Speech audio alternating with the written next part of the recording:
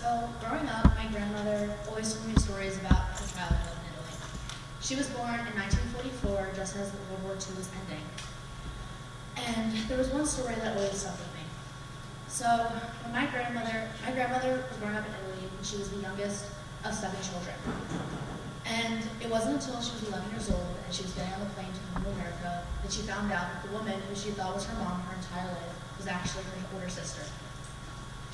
Now, anytime I asked my grandmother how she felt about this or how this affected her, she always shut down the question or would just completely change the subject. So, as we all know, mental health has always been a very touchy subject. And until Generation Z and the infiltration of social media into our everyday lives, talking about mental health has always been a big question mark. And the actual topic of mental health issues have always been questioned and misunderstood. So the reason why I'm standing here today is so I can bring awareness to the actual conversation of mental health. People need to understand that they are heard and that they have a voice and that other people actually relate to them. And if I can do that for at least one person here today with the information that I share, then I'll be satisfied. So the first generation I'll be talking about is the baby boomer generation, or most of my generation's grandparents. Now, we've all listened to the stories from our grandparents about how hard it was for them to grow up. They didn't have the newfangled technology like we have, like ChatSnap, or as my grandfather calls it, Netflix. And although we probably let these stories go in one ear and out the other, there is some truth to it. There were major events that occurred while this generation was growing up that had serious influence on their mental health, whether they would have been or not. The first topic I will be talking about is the Vietnam War.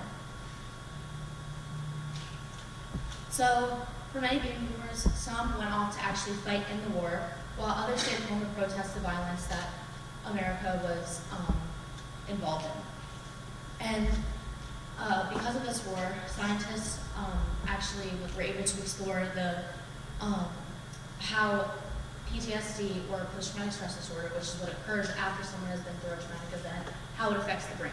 That also led to the exploration of how trauma, any type of trauma, affects the brain even more.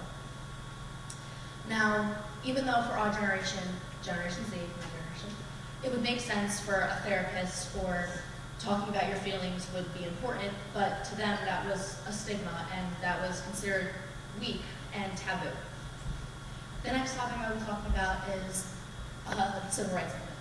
The Civil Rights Movement was an ongoing event that occurred while the baby boomers were growing up. African Americans and their allies fought to eliminate extreme discrimination.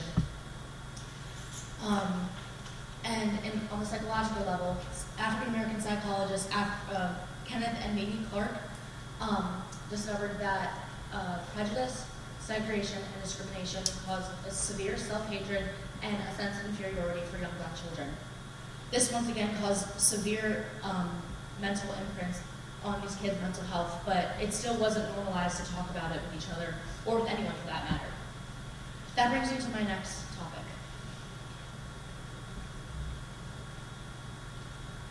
Generation X, or my parents' generation. Generation X is essentially the kids that were growing up in the 80s.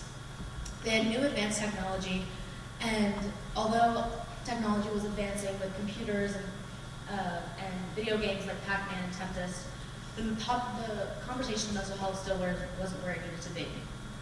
One major event that occurred during this time was the AIDS epidemic, and it caused extreme discrimination against the LGBTQ community. And it wasn't until my generation was born that mental health actually was opened up and talked about. So I asked my mom what she thought about, this is my mom.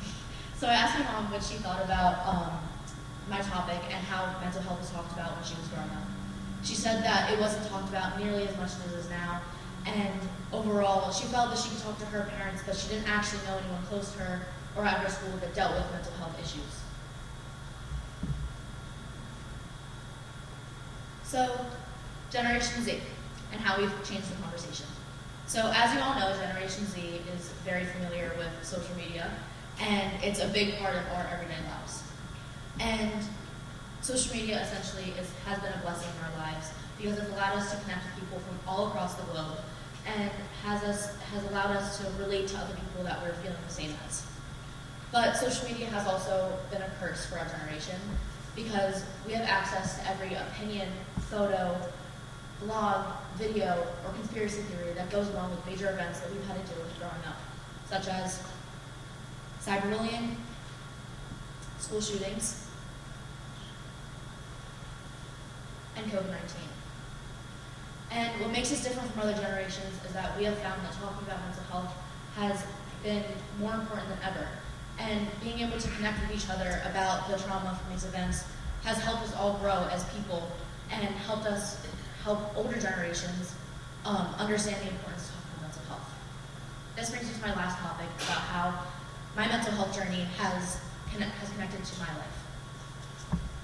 So growing up, I always, as I learned more about mental health and how important it is, I have noticed myself teaching my grandparents and even my parents things that I have learned from my teachers, from my friends, and from the internet about the importance of talking about how you're feeling with other people is.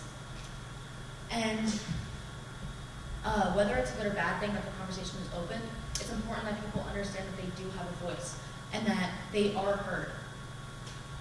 And so tonight I'm asking you to adjust your focus. It's easy to judge people based on the time that they grew up in and not taking account that society had different ideas for them when they were growing up versus how we were growing up. And so the topic of mental health has really changed over time, and we're hoping that it changes for better in the future. And if it does, then more people will understand that they're being listened to and that they're heard, and that it's important that you're sharing what you're feeling. And it's important that we become more empathetic as human beings, and so we can therefore have a more peaceful environment.